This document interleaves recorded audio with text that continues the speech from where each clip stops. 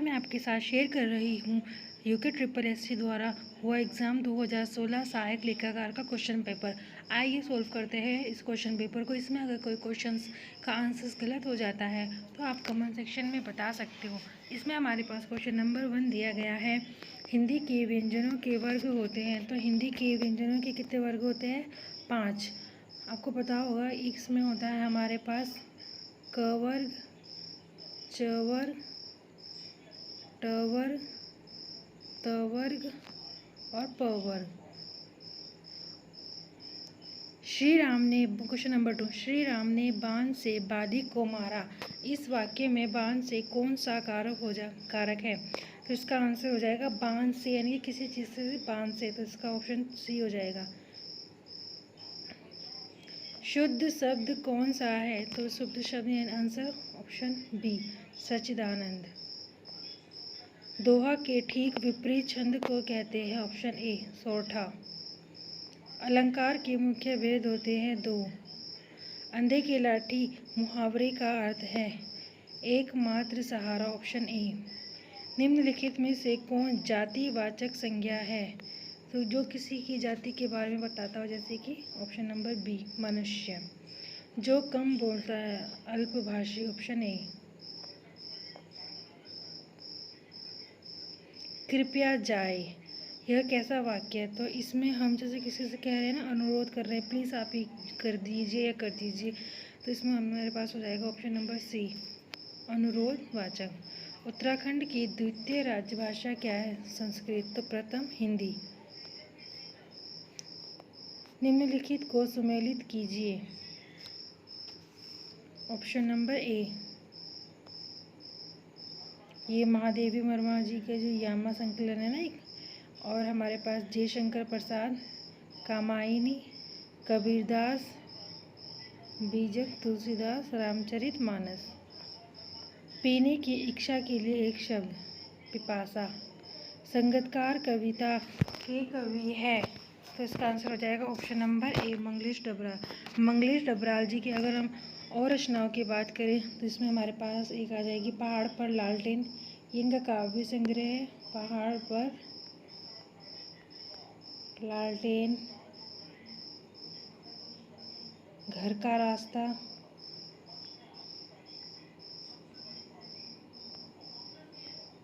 और हमारे पास नए युग के शत्रु,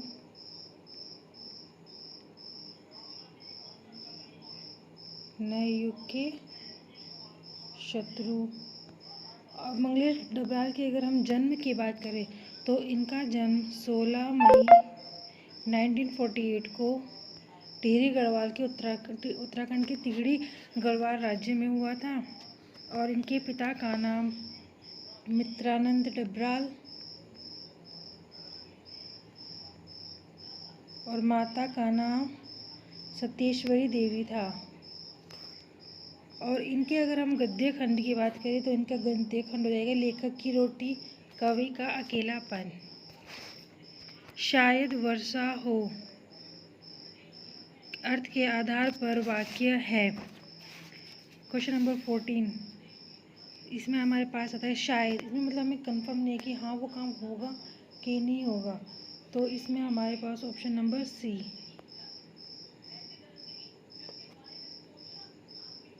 हिंदी दिवस मनाया जाता है 14 सितंबर।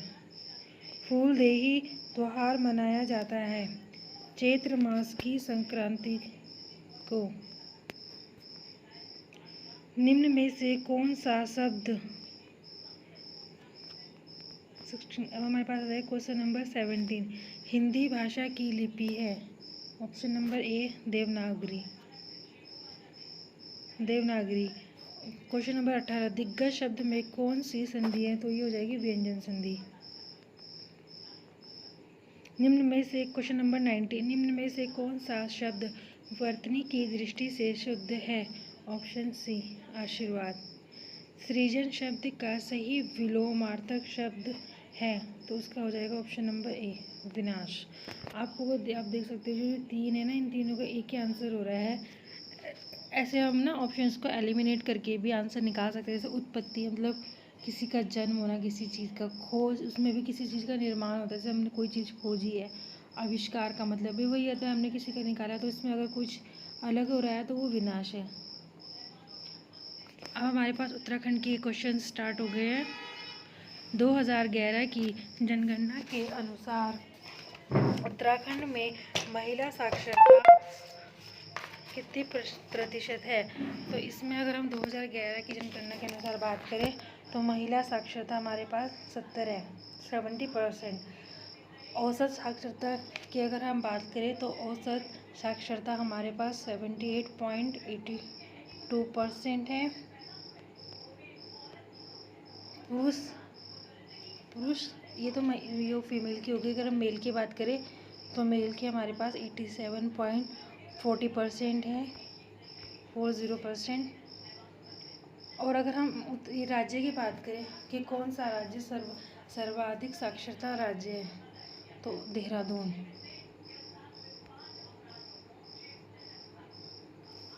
ठीक है। और अगर सर्वाधिक कम साक्षरता वाला राज्य यूएस नगर, उधम सिंह नगर। ठीक है।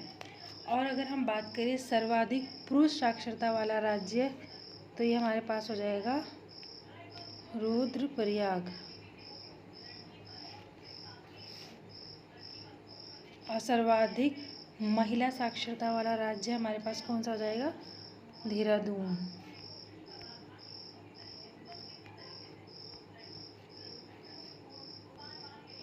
ठीक है। और सबसे कम महिला साक्षरता वाला राज्य तो ये हो जाएगा उत्तरकाशी, 62.35%। ठीक है। नेक्स्ट क्वेश्चन देखते हैं, क्वेश्चन नंबर 22। उत्तराखंड राज्य का शैक्षणिक अनुसंधान एवं प्रशिक्षण परिषद मुख्यालय स्थित है? तो इसका आंसर हो जाएगा option number D, Dehradun. Question number 23, Dehradun. इसमें हमें पता है कि सही विकल्प चुनिए, तो ऑप्शन डी, नेहरू माउंटेनरिंग संस्थान उत्तराखंड राज्य का मुक्त विश्वविद्यालय स्थित है, Haldwani, Nainital. Option number B. अगर हम इसके हल्द्वानी की बात करें तो ये गोला नदी के तट पर बसा हुआ है। ठीक है। क्वेश्चन नंबर 25, उत्तराखंड के किस खिलाड़ी ने ताइक्वांडो में साउथ एशियन खेल में एक गोल्ड मेडल जीता? ऑप्शन नंबर ए, मनीष सनवाल। क्वेश्चन नंबर 26, निम्न में से किस व्यक्ति को पद्म भूषण और रमन मैग्सेसे दोनों पुरस्कार मिले हैं? तो ये मिले हैं चंडी प्रसाद भट्ट को। ये एक पर्यावरणवादी है। रिवर राफ्टिंग के लिए उत्तराखंड में प्रसिद्ध स्थान कोडियाला, ऋषिकेश। औली मुख्य रूप से प्रसिद्ध है, तो ये स्कीइंग के लिए प्रसिद्ध है, ऑप्शन ए। सुमेलित कीजिए, घराट, सांड, पानी। ऑप्शन 2, ओखली, मूसल, अनाज। ऑप्शन 3, कोहलू, बैल तेल। तो ऑप्शन नंबर सी सही है। केवल 1, 2 और 3 सही है। उत्तराखंड की दूसरे सबसे अधिक जनसंख्या वाली जनजाति है? Option number B, Tharu. निम्न में से जौनसा नृत्य नहीं है? झुमेलो। उत्तराखंड में ब्रह्म कमल पाए जाते हैं चट्टानों पर। भूमि बंदोबस्त का संबंध है सरकारी स्तर पर जमीन पैमाइश से, ऑप्शन डी। भारत रत्न से विभूषित हुए थे? तो ये हुए थे पंडित गोविंद बल्लभ पंत जी। जोलीग्रांट हवाई अड्डा स्थित है देहरादून जिले में। उत्तराखंड राज्य का उच्च न्यायालय स्थित है नैनीताल, हाई कोर्ट। इसके जो भवन का निर्माण हुआ था वो 1897 में हुआ था। और अगर हम इसके बात करें कि इसके भवन का जो निर्माण हुआ था वो किसने करवाया था, है ना? आपको ना इसका आंसर कमेंट में बताना है। ठीक है। भारत में कौन सा संस्थान कोटद्वार में स्थित है? ऑप्शन नंबर ए, Bharat electronic limited. 38। Question number 38। Dayara है तो दयारा एक बुग्याल है। डोडीताल स्थित है उत्तरकाशी में। Question number 40। Jim Corbett park दो जनपदों के मध्य स्थित है तो ये पौड़ी और Nainital. Option number C. Kamet पर्वत की ऊंचाई है तो ये हो जाएगा हमारे पास ऑप्शन ए। दरबार सिंह नेगी को कौन सा सम्मान प्राप्त है? Option B Victoria Cross. Padma Shri लेखिका शिवानी का मूल नाम था? Option D Gaura. Question number 44। Jaspal Rana shooting champion का मूल प्रदेश है तो ये ऑप्शन नंबर हमारे पास सी उत्तराखंड। भारत की प्रथम महिला पर्वतारोही का नाम? बचेंद्री पाल। ठीक है। क्वेश्चन नंबर 47 देखते हैं हम। उत्तराखंड राज्य का उदय हुआ था तो ये हुआ था 9 नवंबर 2000 में। निम्न में पंच केदार नहीं है। गोपेश्वर। पाताल भुवनेश्वर गुफा स्थित है पिथौरागढ़ में। नंदा देवी मंदिर अल्मोड़ा। Option D. उत्तराखंड में प्रसिद्ध कुंभ मेला लगता है हरिद्वार में। हेमकुंड साहिब स्थित है चमोली में। Option D. टिहरी बांध किन दो नदियों के संगम पर स्थित है? ऑप्शन सी भागीरथी एवं भिलंगना। उत्तराखंड में अशोक शिलालेख कहाँ पर मिला तो ये कालसी में मिला था। कालसी के अगर हम प्राचीन नाम की बात करें तो ये हो जाएगा हमारे पास कालकोट। ठीक है। नंदा राजजात का प्रकरण क्या है? ऑप्शन डी मातृ सदन से ससुराल गमन की तीर्थ यात्रा। उत्तराखंड में पंच प्रयाग है। Option D Rudraprayag, Devprayag, Karnaprayag, Nandprayag, Vishnuprayag. Door थाली वाद्य यंत्रों का मुख्य उपयोग होता है जागर गाथा में। Option number C. Question number 58। किसको टिहरी रियासत से राजतंत्र का अंत करने का श्रेय जाता है तो ये जाता है श्रीदेव समन जी को। Option number C. Question number 59। Alpana क्या है तो अल्पना लोक चित्रकला। Option D. ये यहाँ से हमारे पास रीजनिंग के क्वेश्चन स्टार्ट हो जाते हैं तो हमारे पास में पहले क्वेश्चन है रीजनिंग का। दिए गए विकल्पों में से संबंधित आकृति को चुनिए तो ऑप्शन ए। निम्न श्रेणी में लुप्त अक्षर होगा तो ये हो जाएगा PYB। Option B. निम्नलिखित समीकरण में संख्याओं के बीच समुचित गणितीय चिन्हों को समाविष्ट कीजिए। Option number B multiply, divide and multiply. Anil की उम्र रागिनी की उम्र से दोगुनी है। 3 वर्ष पूर्व उसकी उम्र रागिनी की उम्र से 3 गुनी थी। अनिल की वर्तमान उम्र कितनी है तो वो आंसर आ रहा है 12 वर्ष। ए बी का भाई है यानी कि ए भाई किसका है? बी का। बी सी का भाई है तो सी को भी ऐड कर दो, ये भी भाई है। ठीक है। सी जो है वो डी का पति है तो यानी कि डी जो हो जाएगी वो सी की पत्नी हो जाएगी। ठीक है ना। और ई ए का पिता है।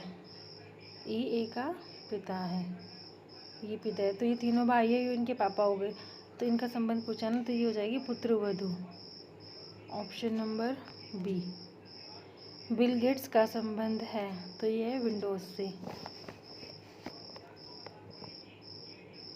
66।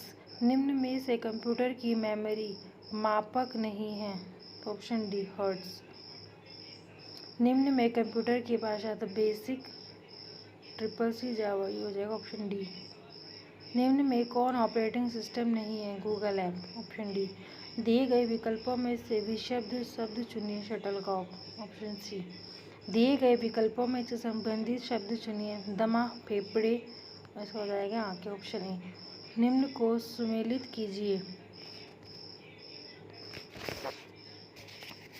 मीमांसा, इसका हमारे पास ऑप्शन आंसर आ रहा है ए। पानीपत का प्रथम युद्ध तो ये हुआ था 1526 में। प्लासी का आयु 1757 में। तो इसको हम देख लेते हैं ये कहाँ पर है। तो ये हमारा ए हो, ऑप्शन नंबर ए।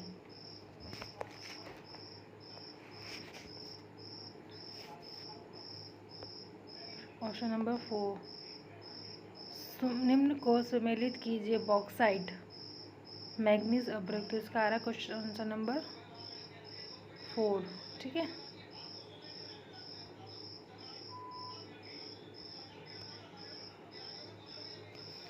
क्वेश्चन नंबर 74, निम्न को सम्मिलित कीजिए। तो इसका आंसर हमारे पास आ रहा है ऑप्शन नंबर 2। निम्न जोड़ समीकरण में तारांकित अंक है, ऑप्शन डी 6। दिए गए विकल्पों में से लुप्त अंक ज्ञात कीजिए। तो ऑप्शन ए 54। निम्नलिखित श्रेणी का अगला पद क्या होगा। तो ये हमारे पास हो जाएगा ऑप्शन सी 256। क्वेश्चन नंबर 78, ये हो जाएगा हमारा ऑप्शन नंबर 1। निम्नलिखित में से सही जोड़ा कौन सा है। तो ये मणिपुर इम्फाल सही हो जाएगा। ये मणिपुर की राजधानी इम्फाल है ना। ठीक है। बेटी बचाओ बेटी पढ़ाओ अभियान की शुरुआत हुई थी। तो ये हुई थी 22 जनवरी 2015 को, ऑप्शन नंबर ए। आर्य समाज के संस्थापक थे। तो ये थे हमारे पास ऑप्शन नंबर सी स्वामी दयानंद सरस्वती। निम्न में से किसके पास विश्व का सर्वाधिक यूरेनियम भंडार है। तो ऑप्शन नंबर ए ऑस्ट्रेलिया। संविधान के किस अनुच्छेद के तहत भारत के किसी राज्य में राष्ट्रपति शासन लगाया जाता है। तो राष्ट्रपति शासन लगाया जाता है article 356, option number B.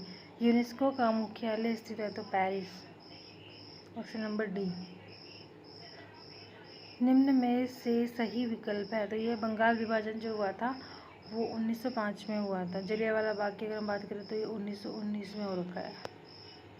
Hirakud परियोजना किस नदी पर स्थित है। वो है महानदी पर। सुनामी है समुद्री लहरों का भूकंप के द्वारा आना, ऑप्शन नंबर सी। कर्क रेखा गुजरती है गुजरात। कर्क रेखा 8 राज्यों से होकर गुजरती है। ठीक है।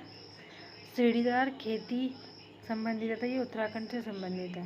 निम्नलिखित में कौन से दो दूरस्थ स्थान पूर्वी पश्चिमी गलियारे से जुड़े हैं। तो ऑप्शन नंबर सी हो जाएगा सिलचर और पोरबंदर। नीली क्रांति किससे संबंधित है। मत्स्य उत्पादन से। पृथ्वी का प्राकृतिक उपग्रह, ऑप्शन डी चंद्रमा। पीतल मिश्रण है तांबा और जस्ता का, ऑप्शन नंबर सी। नीति है तो national institute for transforming India, option number C. इसकी नीति की फुल फॉर्म पूछी गई है। विश्व योग दिवस मनाया जाता है। तो ये मनाया जाता है 21 जून को। वर्ष 2014-15 के लिए राजीव गांधी खेल रत्न पुरस्कार किसे दिया गया था। सानिया मिर्जा। कौन सा देश वर्ष 2016 के ओलंपिक खेलों का आयोजन करेगा। तो यह रियो डी जनेरियो, ऑप्शन है। ALU है तो ALU की फुल फॉर्म पूछिए तो यह arithmetic logic unit, option D. वायु में ऑक्सीजन का जो लेवल होता है वो 21% होता है। 78 में हमारे पास नाइट्रोजन आ जाती है। प्रसिद्ध पुस्तक इंडिका तो ये लिखी थी मैगस्थनीज ने, ऑप्शन बी। अगर आप मेरे चैनल पर नए हैं तो प्लीज़ मेरे चैनल को लाइक एंड सब्सक्राइब ज़रूर कीजिए।